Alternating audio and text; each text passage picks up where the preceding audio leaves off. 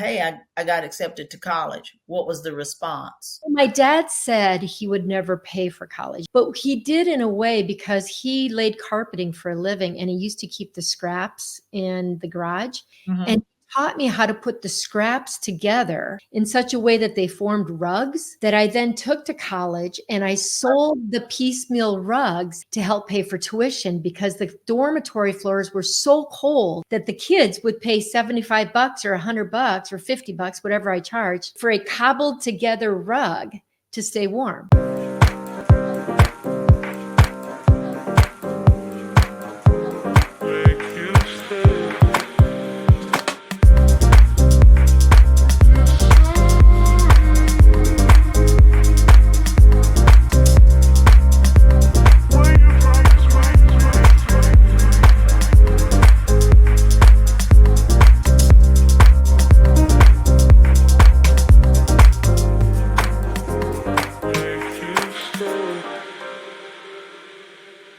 Jane Bulware, welcome to the Bookaholic podcast. It is awesome to be here. Thank you for having me.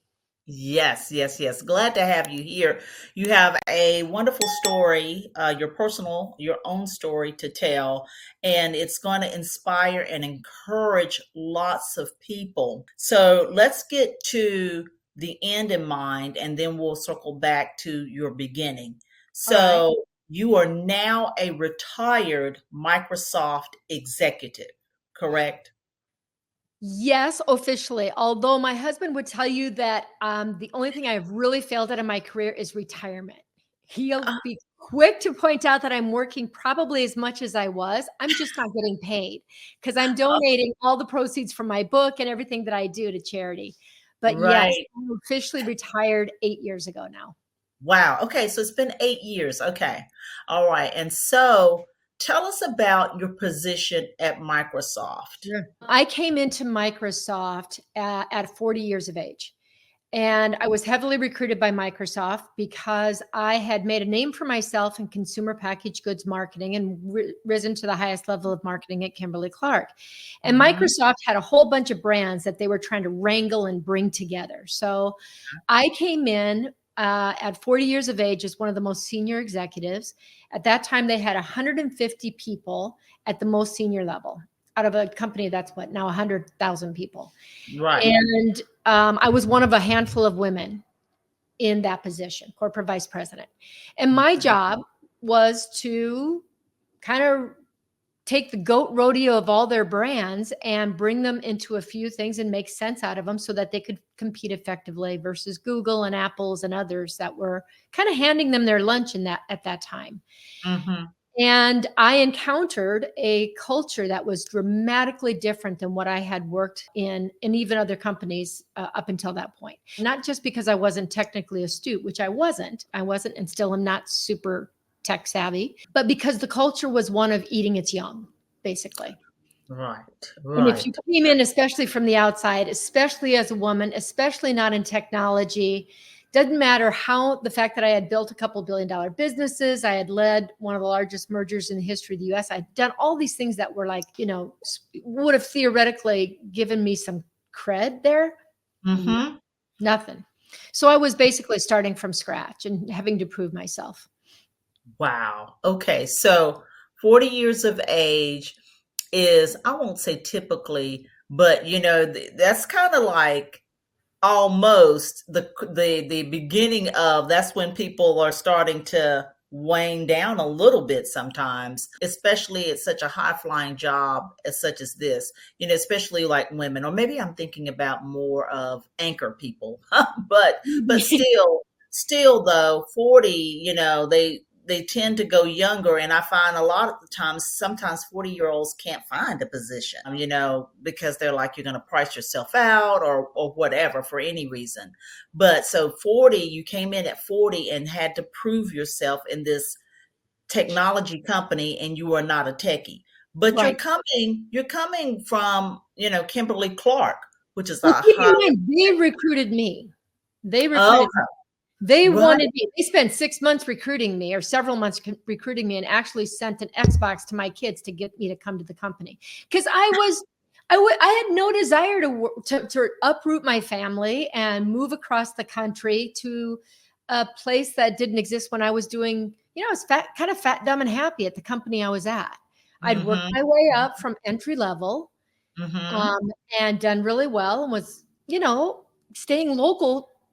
I had a house and I had friends and I had my kids were doing well and my husband was doing well. I was like, I'd be nuts to do this. Right, right, Kind of, right, right. but I did Well, it anyway because I was fat, dumb, and happy. And my husband and I promised each other we would never be fat, dumb, and happy in our relationship. And so we intentionally uprooted ourselves and took a big risk and said yes to a job that was a big risk. And well, the reason we did that is we didn't want to be the kind of people that would say, oh, that'll never work, we tried that, or you know what I mean. We wanted to be the kind of people that would be open and try new things. right, right, right. Okay, so that's what got you there, and because I was wondering, well, what made you leave? Certainly not the Xbox, Yeah. but Yeah. No, that got my husband to say, talk to these people or tell them to stop. This is crazy. right, right, right, exactly. Now, and explain to us the brands that you were responsible for at Microsoft. What were the tie-ins?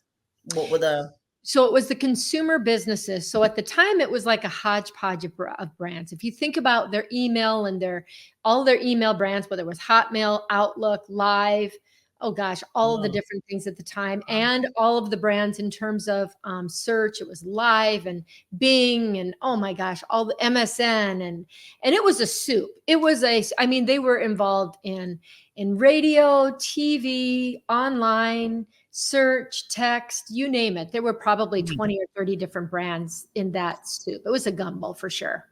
got you. And when you were naming some of those products, I didn't realize that they owned some of those. And I mean, that was a lot going on A with lot going several on. different email, for example, Oh, it was a products. mess. Well, Yeah. and what was interesting is they all were kind of operating in a silo and there was only limited funds. So what would happen is everybody was trying to build their brand at the expense of the guy down the hall because they were fighting for funds and for attention for product development, et cetera, with the person inside the company instead of the external competitor outside the company. And Mhm. that was just foreign to me. That was like, this is weird. Well, it was lose-lose all around. Kind of Infighting, and then you could never make a success on the outside if your inside wasn't together. So it was just nuts. So you came and you cleaned all of that up. And how broad was the geography of your job? Worldwide, certain continents? What was that? It You was were and how worldwide. It was worldwide. worldwide. But I want to Okay. be clear, I did not clean that goat rodeo up. I did not Okay. run. I was unable to get traction. And that's part of what the book is about, is overcoming the people, circumstances, and the voices even in your own head that limit you. And Mhm. I Mhm. came in as someone that had experienced a lot of professional success. And I was kind of brought to my knees. I was buzzsawed and did Mhm. not achieve the traction that that I should have and would have expected, as much because of my own fear, uncertainty, and doubt. I call it FUD. And also because the environment and the culture was just one that I could not wrap my arms around. I tried to adapt myself to fit in to the Mhm.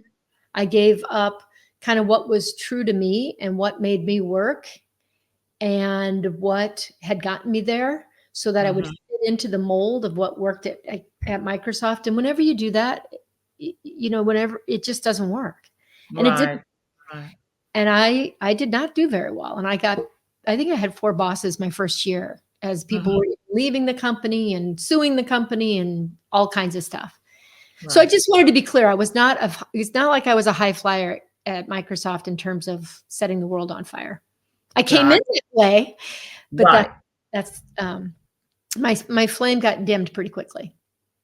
I understand. So, though, when somebody is looking at you on paper, and Mhm. when they see this stuff initially, they see Microsoft and they see Kimberly Clark.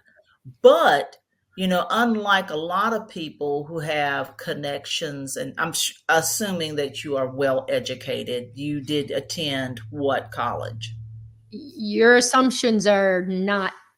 I was the fourth kid born in a one-bedroom house. My dad kind of snorted when I told him I was going to college and then kind of disassociated. I went to Iowa State University for a Okay. degree in forestry, and the Okay. first one of anybody that I knew, any women I knew that did that. I did not know anyone. I had no aspirations to have a career because I didn't know what that was. I didn't see the ocean till I was 25. I grew up in Gotcha. a very small town. So no, I was not well educated. Although you could argue forestry and Microsoft, how does that work? The point is, in order to eventually get to those places, you had to have gotten a college degree of some Yes, sort, because yes, those places are not going to let you in the door unless you have at least a college degree, even if it's absolutely. from Podunk College down the street. And you know So, what? That's so right. If it wouldn't have been for a gnarly old nun who helped me get a $320 scholarship, Deidre, I wouldn't be talking to you today oh because she wow, really did open the door for me, which is why I'm donating 100% of the proceeds from my book to the hmm Boys and Girls Clubs because, if I think I certainly needed somebody to help and support me to open a door. And if we can do that for other kids, fantastic. right, exactly. And so what I was trying to speak of with college is that you've got these people that have these extensive sometimes connections. They go to Oh, Harvard, they go to the Wharton School, the London oh School of yeah. Economics. They've got all this stuff and all this background in education. But that's not where your path started. Your path was the direct opposite, full of maybe disbelief, a certain culture that you have never thought from where you came from, you would No. have gotten to Kimberly Clark or to Microsoft. Certainly not. So, what I want to express and point out to anybody listening to this interview today is that no matter where you came from, you have to have it within yourself to Yeah. change or to defeat negative talk and all these things that can keep you in a stranglehold where you don't Yeah. belong. So tell us a little bit about your childhood. Yeah. It's interesting because people look at me and they're like, "Oh, she was an executive at Kimberly Clark, Yeah, and she was born with a silver spoon, and she looks like she's never had to struggle a day in her life." And mhm, people are like, "Give me your secret sauce," or "I can never be like that because I don't look like that, I don't talk like that, I don't have that background." She clearly has right. her shit together, and let me tell you, I'm a hot mess because we all are, We all are. we all are. And Yes, that's yes. why I wrote my book and I called it Worthy. I actually called it Unworthy with the uncrossed Mhm, out. And I mhm. didn't call it Jane Bulwer. Look what I've done. Jane Bulwer, here's the 5 steps to get to the Right, corporate office. None of that. I right, called it Unworthy because I grew up the fourth of 5 kids in a household that had not a lot of money. And that's right, put it lightly. What we didn't have though, we found, made, or borrowed.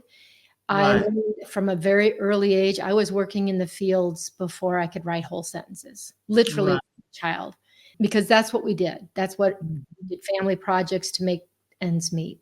mhm. And there was not much expected of me. I wasn't expected to go to college. My parents were kids having kids.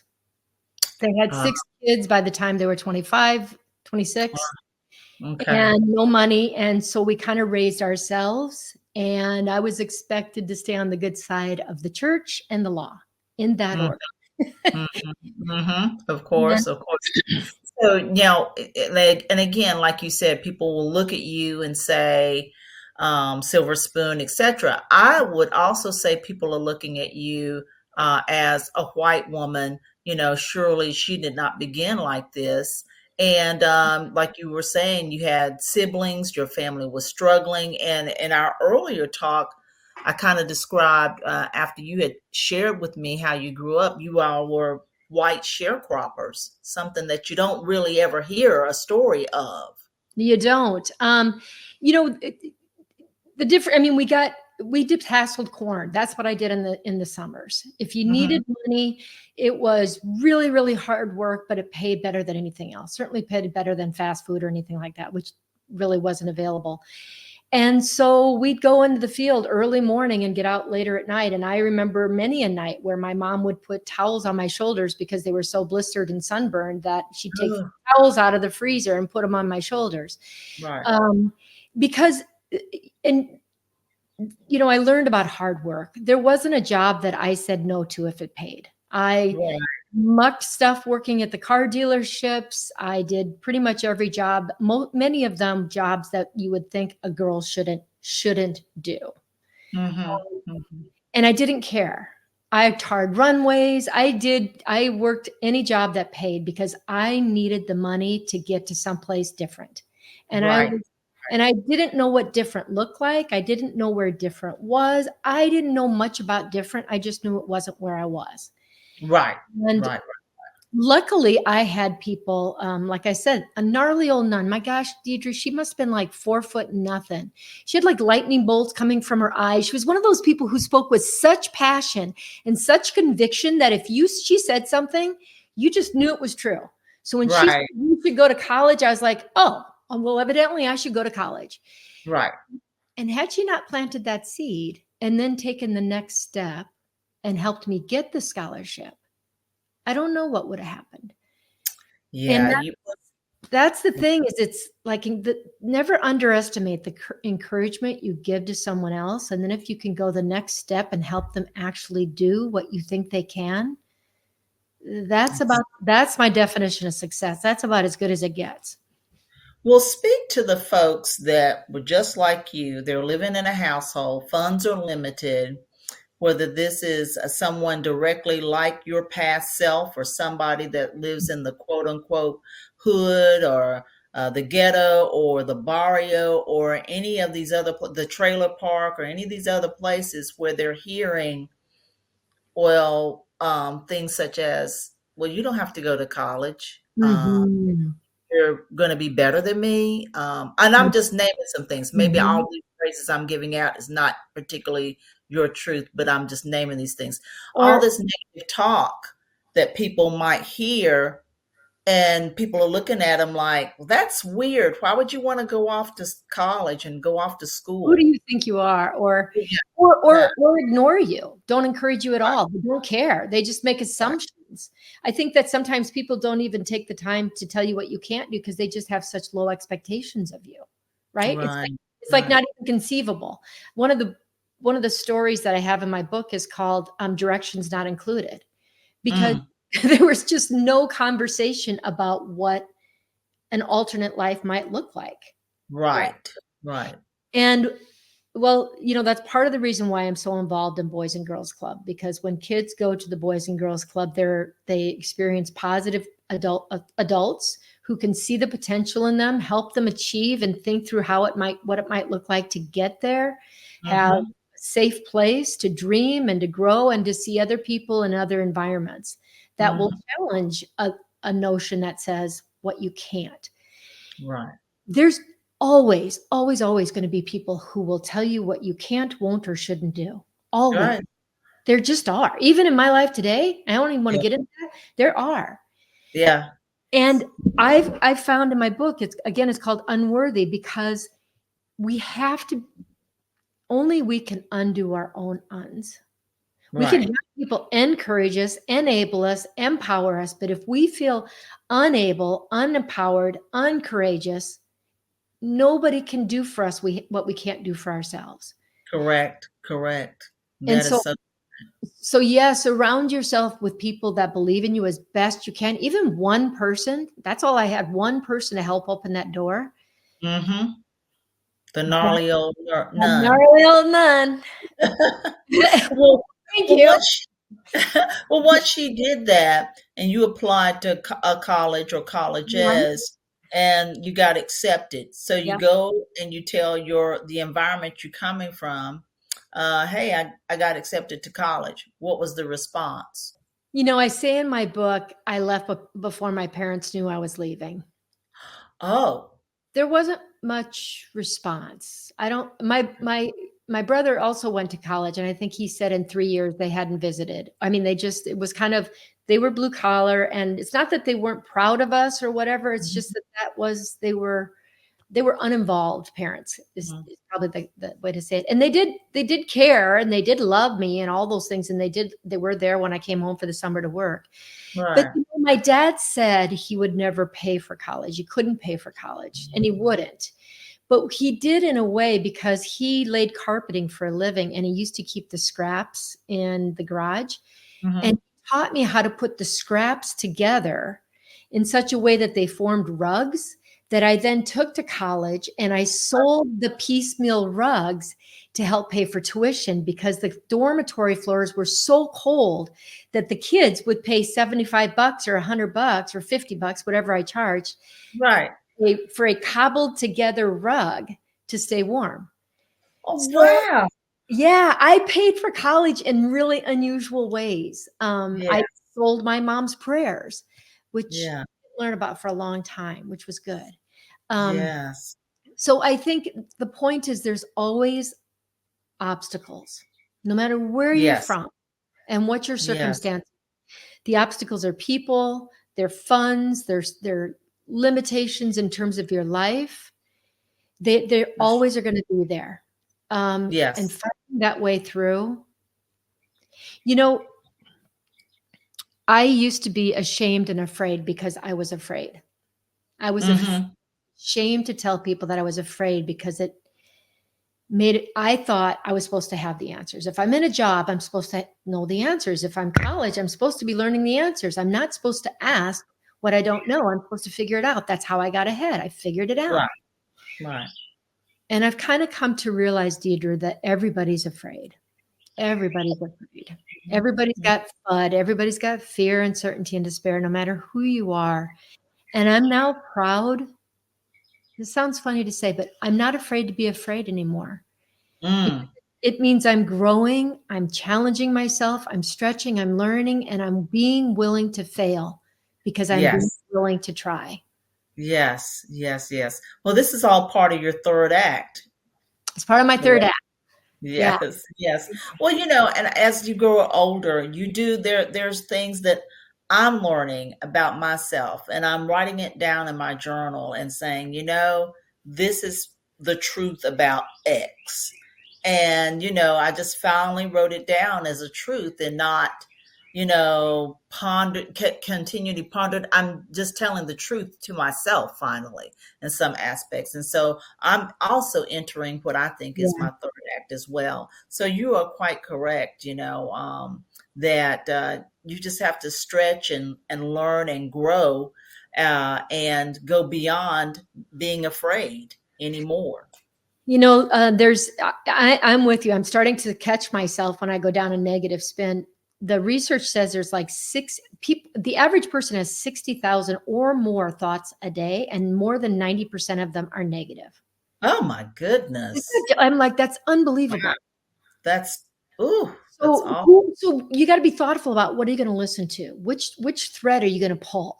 Right? Right. Head down that negative path that says I'm not good enough, I can't do it, I won't do it, I should wait, it's too scary. Or are you going to head down the path that says, that's fear talking, I get it, but that's not true. It's not Right. true. Even if it is true and I fail, I'm not a failure. I'm Right.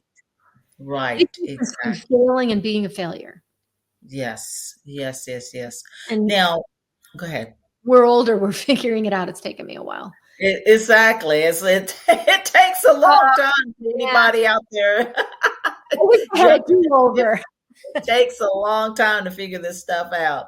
Yeah, Now, so last but not least, like you said before, all of the proceeds of this book is going to the Boys and Girls Club it of is. America. And Yes. why did you choose that group? I'm super involved in Boys and Girls Club, and there was a part of me that's like, I would like to get involved in women's movements in different ways, Mhm. because I fundamentally believe things have to change. They have to Yes. change.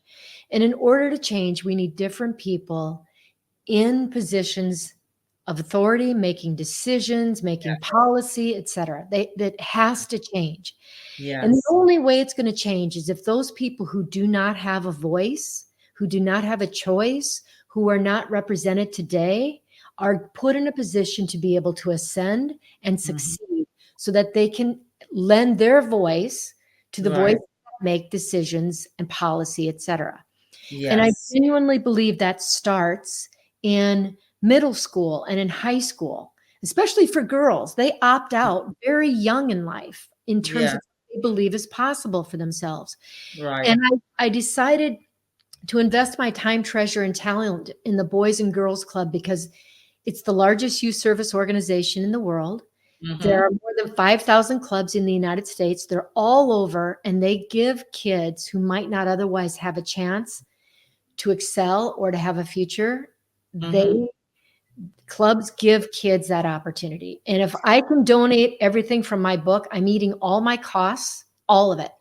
And I'm Right. donating 100% of my proceeds to scholarships for the Boys and Girls Club to Yes. help some other kid. Just like, again, just like the scholarship that I got, I'm, Yes. I'm trying to pay it forward. Yes. I think it's the Yes. only way things are going to change. This is true. This is true. Yeah, and that's such a beautiful thought and a wonderful idea. And so I pray that you sell millions of copies to Too. sustain this wonderful proceeds that you're giving, for the greater good of humanity. Well, Which thank that's you a for phrase having me. The word helps. that's not being heard anymore. Greater good for Yeah, humanity. isn't that the So, truth? Humanity, it yes, does sometimes feel as though everybody's looking out for themselves, but I don't believe that's true. I don't. that's true. That's And true. I I appreciate hope. you helping me spread the word because I'm not a celebrity. I don't have a big budget. I don't have big social media presence, but the book's gotten great reviews. They're very true and authentic stories. I kind of turned myself inside out to tell the stories so that Right. people can relate to them, regardless of gender, color, background, income, title, whatever. Mhm. Um, Mhm. so I hope, heck, even if you don't like the book, the proceeds will go to a kid and you can move the peanut forward to someone else. So Exactly. Exactly. For that alone, buy the book. thank you. Yeah. Yes. Well, thank you, Jane, for joining me today. And we will certainly have information of Unworthy with the unscratched out Thank, in the podcast show notes and in the video description box on YouTube. Jane, thank thank you. you so much for joining us today. I appreciate it. Thanks for having me. Take care.